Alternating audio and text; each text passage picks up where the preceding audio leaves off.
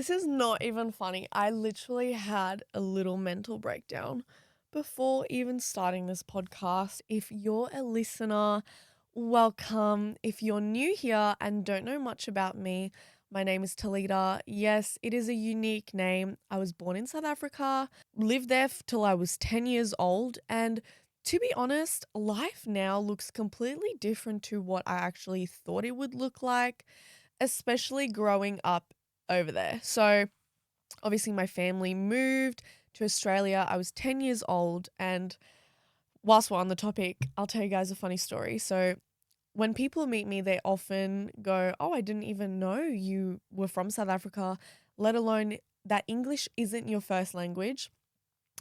And it always comes around to this funny story. I was in year 5 when I arrived in Australia, and I literally did not want to stand out. And I don't know if this is just a thing. Like, I get when teenagers don't want to stand out, but I really wanted to fit in. I wanted to be Aussie, okay? So in year 5, I would listen to everyone's accents. I would listen to the way that they pronounce their words. And let me tell you, I feel like I'm an actress because I picked it up so quickly that people literally after the first 2 years of being here, they couldn't even realize that I was not Aussie. So here I am, pretty much Aussie now. So let's get into today's episode. I am going to talk about all things mum life, but especially I want to go through a couple of topics that I think are relatable and that some of you might understand to some degree. Now, the one thing that people always say when it comes to being a mum or being a parent is just don't compare. But if you're anything like me, I'm a mum, I'm 26, I have a child. I compare all the time, whether that's between me and another mum, or I compare my son, or I compare my partner, I compare what stage of life I'm up to. That's just reality. So let's jump into the first topic. I am going to say this topic is called identity shift. Now, I feel like I had a really rude awakening of this identity shift that I was going through, but it almost felt involuntary because I had this amazing grand picture of what motherhood looks like, what it felt like, how I would feel, how I would look. I'd be a mum, I'd be a cool mum, I'd be a MILF. And honestly, it's been a work in progress. But the main thing that really, really, really got me is this change in my identity.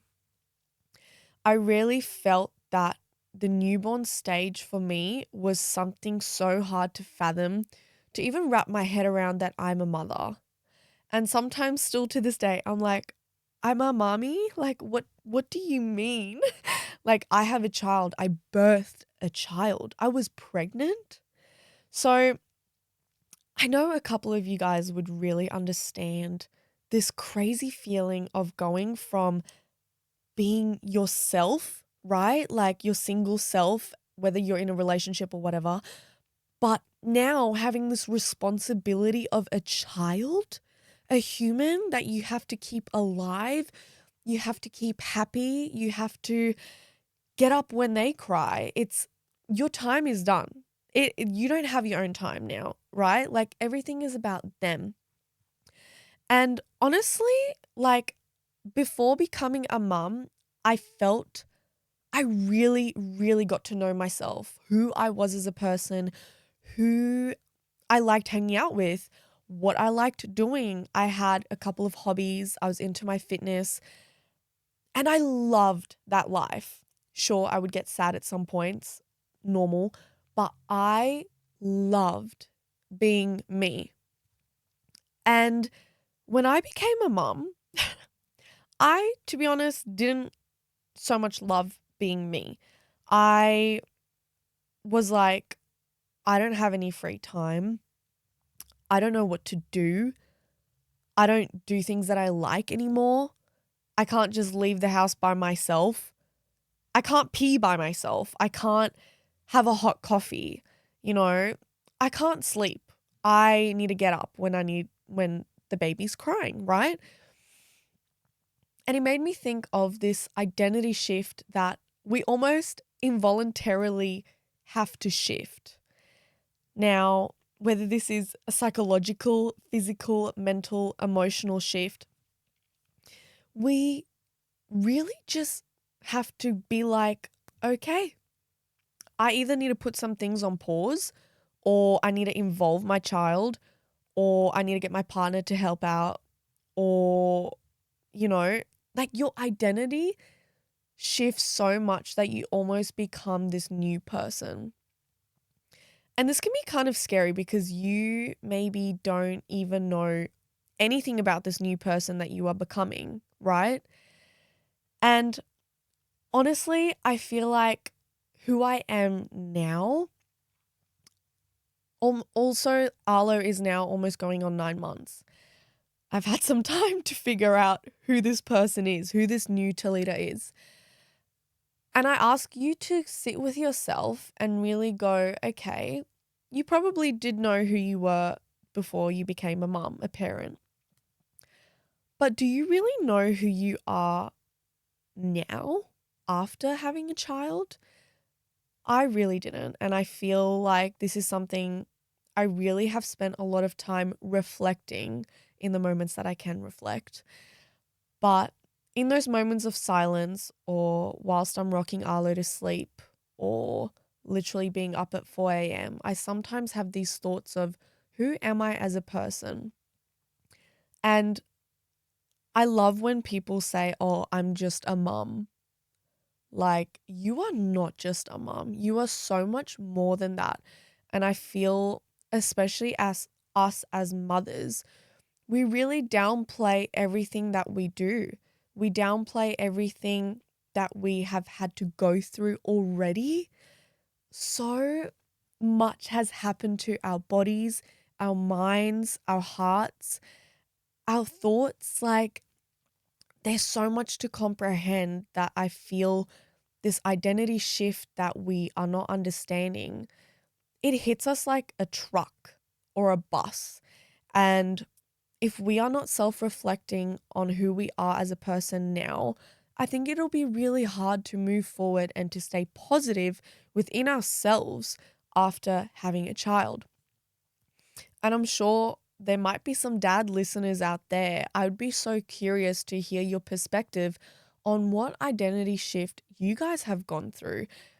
Seeing your partner give birth, seeing your partner pregnant, how maybe there's more financial pressures, how there's pressures to help a bit more around the home, or if you hear that they're having a bad day at home with the baby, what can you do? Can you leave work to come home, or are you committed in a corporate role where you just have to stick it out? And like, I'm so curious. So if there's any dad listeners, please comment down below what you feel has happened to your identity after becoming a parent. Back to square one. I feel like I'm a big talker, so this podcast might go in all sorts of directions. But what I want to get to is, I feel like I have learned to really sit with myself in the moments that I can and look at myself and go, wow, you are a great parent because you're keeping Arlo alive. You're keeping him happy. You are really trying to give him everything. And sometimes I feel maybe too much of myself, that I'm losing myself. I'm losing my spark. I'm losing who I am as a person. So to summarize that up in one go is like, don't lose yourself as a person because you have just become a parent. You are so much more than a parent. You are still yourself. Go find those hobbies, try and make time for them, tag team with your partner, figure something out that you will be able to understand who you are as a parent, but also understand who you are as yourself after having a baby. So that topic is massive, and I feel like I'd love to talk to a guest about this identity shift. Moving on, oh my gosh, the sleep deprivation. Now, I have gone clubbing. I have done uni assignments. I have had many sleepless nights, but I cannot understand the sleep deprivation as a parent. And yes, I only have one kid. So it's like I know there's parents that have toddlers and teenagers and they're probably like, "Oh, just you wait until they grow up or just you wait until they wee the bed or whatever, they sneak out of the house." I don't know if I can handle that because right now it's like if I don't have 3 coffees a day, I cannot function. I get up and coffee is the first thing on my mind, and that is the only thing that is getting me through the day. So I need to get a sleep therapist on this podcast ASAP because they need to give us some tips on how do we handle and cope sleep deprivation because I think most of us are just running off some caffeine. But sleep deprivation, honestly, I feel like it adds a lot of tension. It adds tension to your mood, your patience, maybe the conversations that you have with your partner. I definitely know that with Trent and I, if I am tired, I might not be the nicest person to him. And honestly, vice versa. So I feel like if we as parents could all sleep, we would be superheroes. We would be able to conquer anything. We know how precious time is. We know how precious it is to get out, go for a run, go for a workout, do your Pilates, eat a good meal, etc., socialize. Like sleep deprivation literally is just making us all feel like zombies and we're just like crawling like on the ground, like being like just after the coffee. I struggle with sleep deprivation and I don't know how to combat that. So, yeah, that's the summary of sleep deprivation. Something that flows on quite nicely from sleep deprivation is how your relationship changes after having a baby. I feel like this is probably one of the biggest topics for me that I did not realize how much it could change your relationship. And I'm sure there's some people out there being like, yes, like it changed my relationship for the better, or like, yes, it changed my relationship for the worse. But in all honesty, from my experience, I feel like it's really affected the dynamic between Trent and I. As I'm the primary carer for Arlo, I'm home all the time. And what I mean by I'm home all the time, I'm going out. I'm going to go get coffee. I'm putting him in the pram. I'm putting him in the car. We're going somewhere. I'm always out and about, but I'm at home. I'm the parent at home. I feel like being the parent at home, you do know most things. You know mostly what their schedule is like. You know mostly, oh, okay, maybe they didn't eat enough, or maybe they didn't sleep enough, or etc. You really, really get to understand your child through like what they don't like, their routine, certain toys, things like that. If you're a parent, you will just understand. The dynamic of you and your partner, the shift of that after having a baby.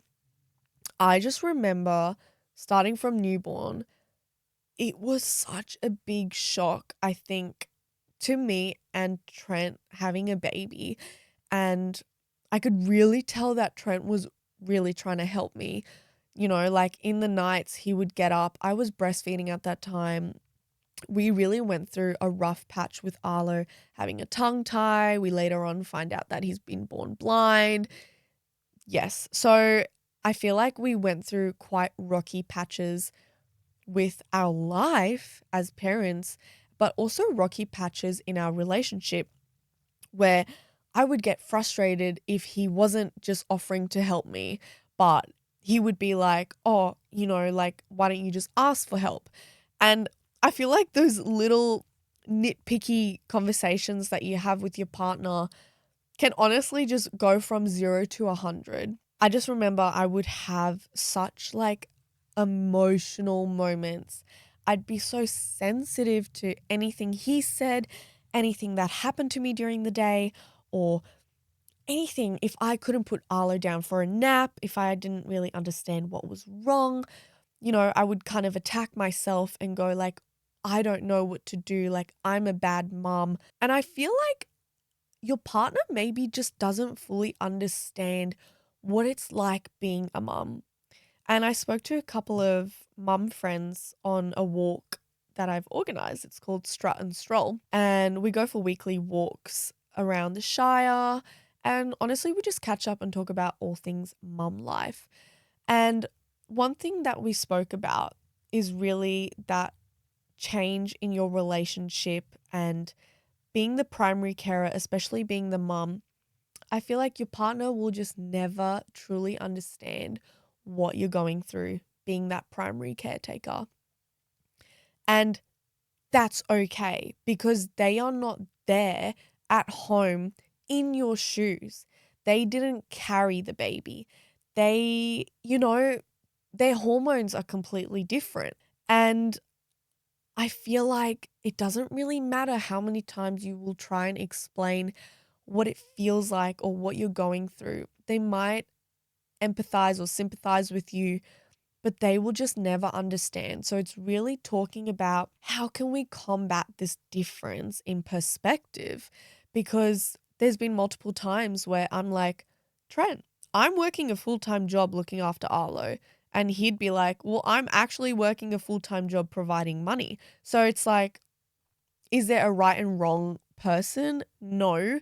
But how can we look at each other with a different perspective, put ourselves in each other's shoes and go, wow, I can really see how that would be difficult having more pressure on your shoulders to provide for us, or making really important decisions with buildings and contracts and home renovations when you're sleep deprived. I can only imagine. But vice versa, as the primary caretaker, we need that validation too. We need to feel heard. We need to feel like we are doing a good job, even though we might be struggling or even though it might be a hard day.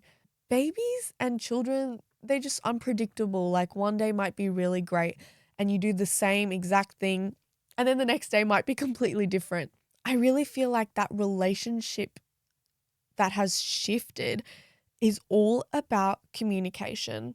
And communication is such a big topic. I feel like if you say something just a little bit off, it could really take everything out of context. I'm sure there's some people out there that can relate and go, oh, yes, like if I'm moody or if I've struggled the whole day with the baby and, I just need a little bit of help with bath time or dinner time, but then the other person's busy or they come home late or they've got an assignment due. It can be so frustrating just to bite your tongue and keep your cool. I feel like, especially as a parent, I've lost my patience. I was so proud of how patient I was before I became a mom. I would have said that was my best quality. Now, I would say it's on the lower side. It's probably one of my worst qualities at the moment that I'm trying to regain is being patient. For example, setting up this podcast room, I lost my shit because I couldn't get a light down and this one wasn't working and the background was doing this. And I completely lost it because my patience is so thin. I just can't keep my cool. I can't go, it's all right, it's just a light. Because to me, I'm like, it's not just a light. I'm wasting precious time to record this podcast or whatever it is that I'm doing in my life with Arlo. I lose my patience if the car seat doesn't click in or, it can just be so frustrating. But I think working on that patience with your partner and by yourself is such an important part of trying to keep your cool. Because sometimes I know Trent says something and I'm like, okay, Talitha, just bite your tongue. Because if you say something, there'll be like an argument. And I'm sure he does exactly the same. That relationship change is something so big that I should get Trent on the podcast to come talk about how our dynamic has shifted. Another conversation that me and my mom group friends, a couple of us have had, is are we really being honest and transparent about what motherhood is like? Because sometimes I look at all these Instagram posts, I look at all these TikToks, and it's like a day in my life as a mum of two. And like they're making sourdough, and I'm like, if I have my coffee and if I have breakfast, like I've done so good for the day, right? How are mums actually doing all that, but putting on this face of like, it's great all the time? So I'm really curious, like, are we really being transparent about motherhood? And I don't think we are. I personally feel like I have my TikTok where I really try and share the real, raw, and vulnerable moments. And some of that has been obviously to do with Arlo's journey. And I made a whole episode on this, but how we found out that Arlo is born blind. And what a journey that has been. But I put that out there because I know that there's someone out there that needs to understand that everything in motherhood isn't easy. I'm not saying this so we can go, oh, let's all feel sorry for ourselves. But you're allowed to feel sorry for yourself, but it really is just relating and going, shit, okay, motherhood isn't all glitz and glam. It isn't all like MILF life. As fun as it could be, like going for your walks and getting coffee, but there's some really tough times that I think people don't really talk about. And I've loved sharing the real moments with everyone on my platform because I have found some really nice comments and messages from people going, thank you so much for sharing this because I didn't know like this happens to other moms, or I didn't know other babies are like this, or talking about sleep deprivation. Like Arlo is literally one of the worst sleepers ever. And I'm sure there's a baby that's worse out there and there's a baby that's better than him out there with sleep. But it's bad. Like, we can talk about that. We don't have to pretend that everything's great all the time. But, once we talk about how bad it is, we can go, oh, okay, what have you tried? What tips have you heard? Oh, I had a sleep consultant. Oh my gosh, like, tell me about that. So it can just spark that conversation of not feeling so alone and alienated. I feel like mum life for me started off feeling really alienated because I was one of the first friends to have a baby. So I didn't have anyone else to relate to. I couldn't talk to them about being a young parent, being sleep deprived, trying to get on with life, keeping my career going. Like what the heck am I doing with my life? But once I connected with the mums in my mum group, which is such a good idea. If you guys ever get the opportunity, go to the mum group, start your own mum group, whatever it is. Try and interact with mums that you feel like you click with, because there are definitely, definitely going to be mums that you don't vibe with, and that's okay. Um, from personal experience. So you don't have to be friends with everyone, but go and give it a go. Give it a shot. You never know, you might actually build some really, really awesome and important friendships, especially as a mum. Yeah, in my mum group, there's some mums that I have really connected with. And honestly, we just laugh at the ridiculous stuff that we think or do, or, like we'll go out for a wine and it's just so much fun. I don't even, where's this topic started from? Oh, how hard motherhood is. Yes. Motherhood is so hard. We've got wine on Fridays and things like that. Just being transparent, I think, has been such a good thing for me. When I see other mums being transparent about their lives, I go, oh, thank goodness I'm not the only one having a hard time with this, with sleep or with breastfeeding. Oh my gosh, I thought, how is every mum breastfeeding? But they're not. There's mums that choose not to breastfeed from before their baby was born. So let's talk about it. Yes, it's controversial. Let's open up the can of worms. That's why I have started this podcast also. I want to share the real, the raw, the honest. And if you guys have anything that you'd like me to talk about, or you have a guest in mind that would really be beneficial for listeners to tune into, write it down, comment, DM me, whatever. I'm so open to sharing some amazing, incredible stories and getting those real people in to come and talk to you guys on the topic of self care as a mom. Now, this can range from hygiene levels to just things that can reset the mind. And I just remember I would see so many people talk about the last time they washed their hair. You know, mums being like, oh, I haven't washed my hair in a week. I haven't washed my hair in this amount of time. And I just thought it was so funny because it's so relatable because things just happen, especially in those newborn days. And if it's your first child, I feel like you just get so lost in time that you forget to take care of yourself. I really feel like self-care has definitely changed for me as a mum than what it used to be.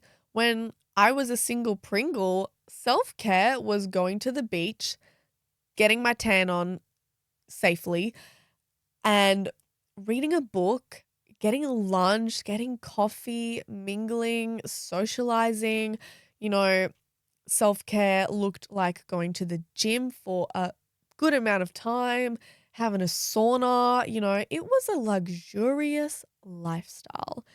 So when mum life hit me, I was like, what even is self care? There's no time for self care, right? Self care can sometimes just look like having a little break. So tag teaming with your partner and you going to go do the groceries is a form of self care for the mind. Other things could be going for that run, going to go clear your head in the shape of exercise. I think is so important when you're a parent, you really, really, really have to show up for your kids. And I think one of the most important things is being healthy for them, but also being healthy for yourself. So physically, mentally, emotionally, as well as in your relationship, so your home environment. Physically looking after yourself as a parent, this was so rough. I really, really struggled to look after myself in the first couple of months. There would be days where I wouldn't eat breakfast or lunch. I wouldn't have any snacks. I wouldn't have any water. I just got so caught up in taking care of Arlo that I would completely forget about myself. Now that I look back, I'm like, oh my gosh, Talita, like, how did you survive? Because whilst I was trying to obviously care for Arlo, because I wasn't caring for myself, I feel like I honestly couldn't put in that 100% effort for him, especially like breastfeeding. You have to eat and drink a good amount so you can stay fueled as well as fuel your baby, right? But honestly, those levels were just so low that I was so run down. I was so emotional. I think there were times where it was really bad, and I don't think I realized that back then, maybe what I was dealing with was postpartum depression slash a bit of anxiety. And I wish I could tell myself as that first time mom going through the newborn trenches, hey, take a minute, go get your snacks, prepare it the night before, whatever, in a little snack box. Whilst you're breastfeeding, have your little snacks, have a big water bottle, your emotional support water bottle with a straw, so you can have those little snacks whilst you're busy, or having little meal preps done, or getting Marley spoon. So I don't know, some way just to make your life a little bit easier, but also really to take care of yourself, because I feel like that really, really, really impacted me as a first time mom. And I wish I could go back and be like, don't worry about the dishes. Don't worry about doing anything. And there were times where I didn't, but just really like, you don't have to do it all. You can take a moment to breathe and go shower. You can wash your hair. You can do things, like you can still be yourself. You have to be yourself and you have to look after yourself. I feel like as time goes on now, I go, yep, perfect. I'm going to have lunch with Arlo. I'm going to have lunch when he's napping, or I'll quickly put it in the container, let's go somewhere. Having a protein shake on the go, or always having a water bottle with me. Like, my mouth is so dry right now because I have forgotten I've forgotten to have my water bottle, but it's little things like that that are self-care, as well as having that mental break. Whatever that looks like for you. For me, it used to be journaling.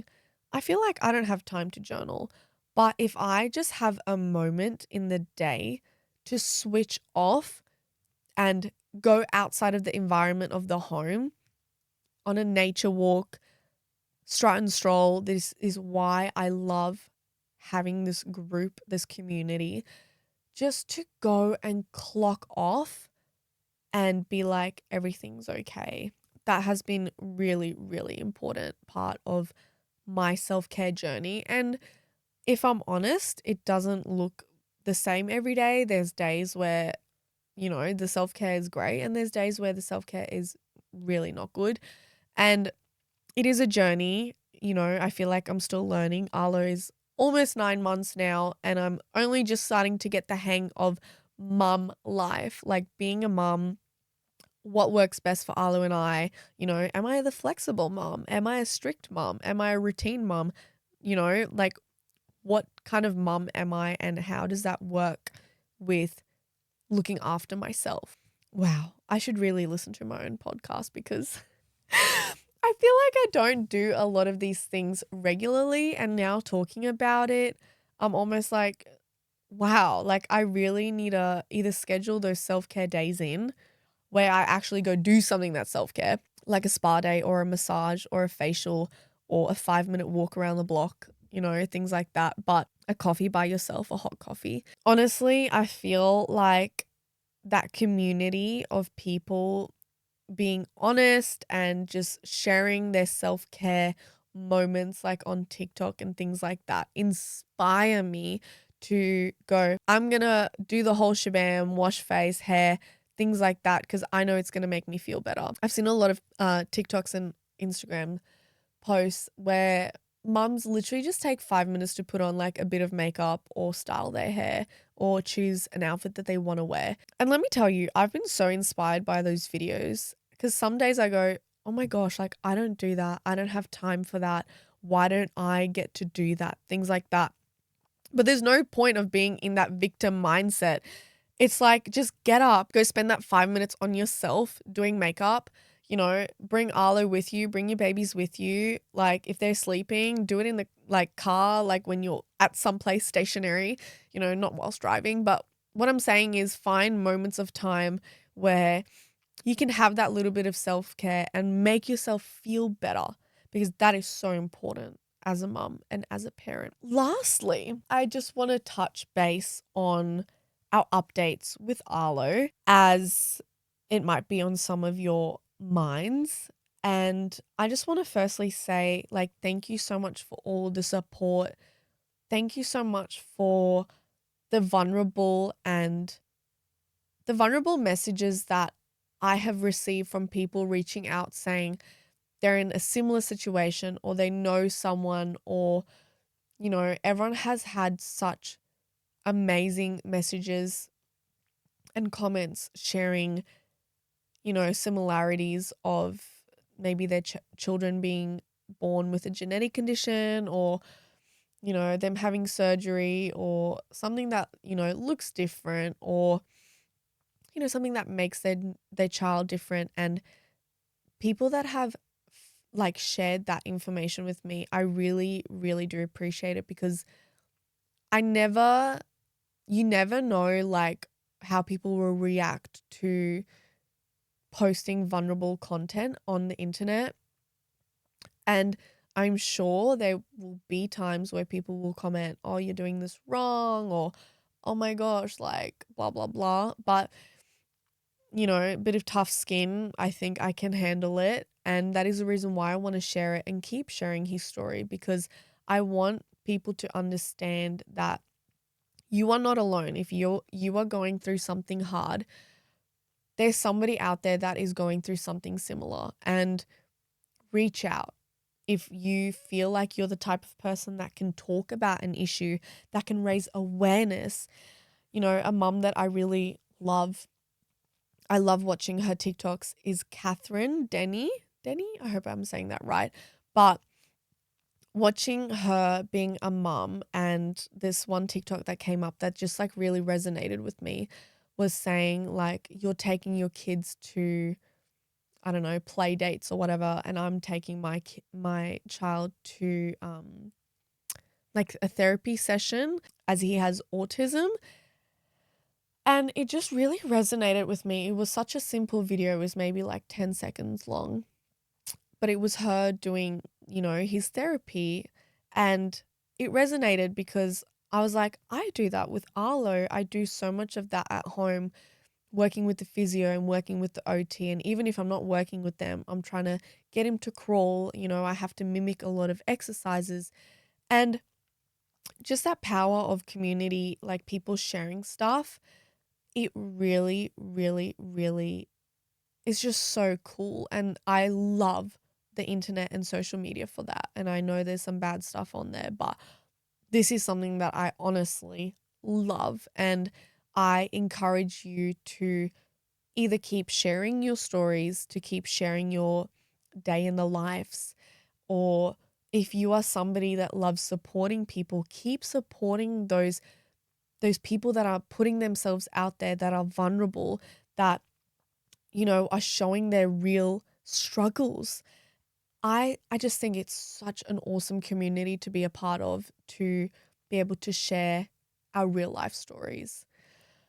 Oh, I can ramble on for a long time, so I might cut the episode here. I really want to say thank you so much for listening to this episode. I have some really exciting guests coming on. If you want to see somebody on this podcast, I will extend the couch and have another microphone ready for them. So please comment down below what creators, what parents, anyone that you feel could really be a great guest on this podcast. Comment them down below. I will leave all the links to my social media pages, as I will update you guys on when episodes will be out, but it will be a regular thing. I am a mum, so, give me a bit of leeway if something is late one day. I really hope you guys enjoyed this episode. Yes, give it a like, and I shall see you guys in the next episode. Bye.